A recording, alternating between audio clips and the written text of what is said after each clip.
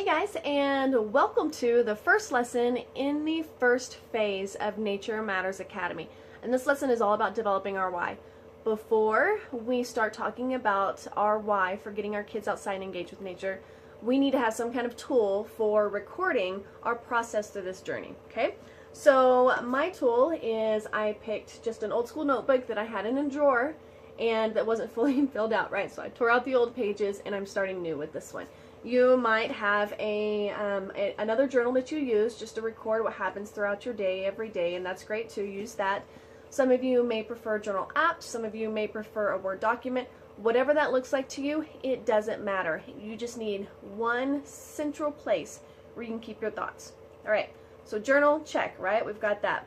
Now let's talk about our why. So you may be thinking, okay, so why am I here in Nature Matters Academy? Well, it's because I need activities for my kids. She's going to give me a weekly activity to do. Or, oh, we have these checklists of things that we can do with our family that are seasonally appropriate. All those are great, and those deal with kind of our very direct action steps that we're going to take. But in the end, that's not our why, right? That's not our core reason for wanting to get our kids outside. So when we're thinking about our why, go back to your heart, go back to your emotions, because your why is essentially a heart issue. And I have my heart here, right? So your why stems from your feelings. So whatever your why is, it's what's going to be flowing out of your heart. It's a heart issue. And these are things that are, emotional things for us that we're connected with. Maybe it's that we want them to develop a relationship with the land. Maybe it's that we want them to be healthy.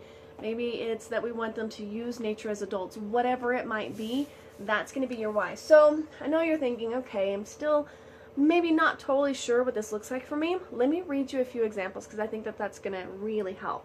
So let me pull these up for you. I want them to develop their curiosity and love for nature. I believe it connects them to God and makes them feel humble about how small we are and our problems are. So this person is connecting their why to their belief system, and they're wanting to connect their child to God through nature, which is great, right? So another why is I want to foster his growth and spark his curiosity. I feel like the kids who play outside have incredible imaginations, and I know I can keep these things alive in him through nature. So this person is talking about developing creativity and imagination, and these are all critical skills that their child will use later on in life, right, in their career and with their families. Let's see, I want my kids to have a better appreciation for our place in nature and respect the world and its inhabitants. I want nature to be a way in which she can develop and maintain her curiosity. So again, we're going back to this connecting them to the land and making them feel a part of something bigger than themselves while also developing skills like curiosity. I want them to have a love for nature as well as their environment. I also want them to feel comfortable outdoors and not scared or nervous.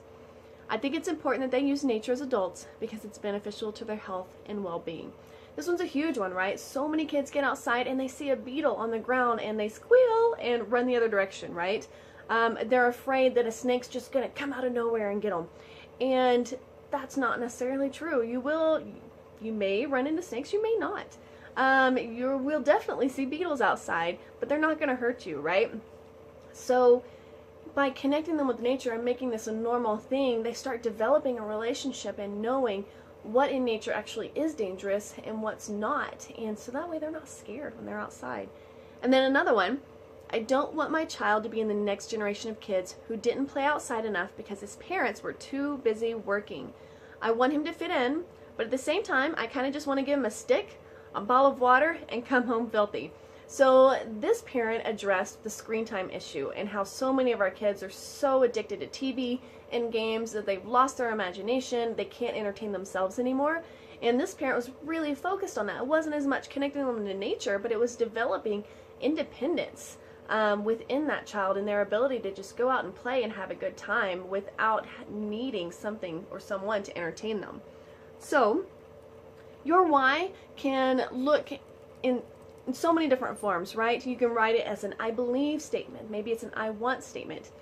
This particular mom, it was an I don't want statement, which works too. It could be an if then statement. Whatever works for you is great.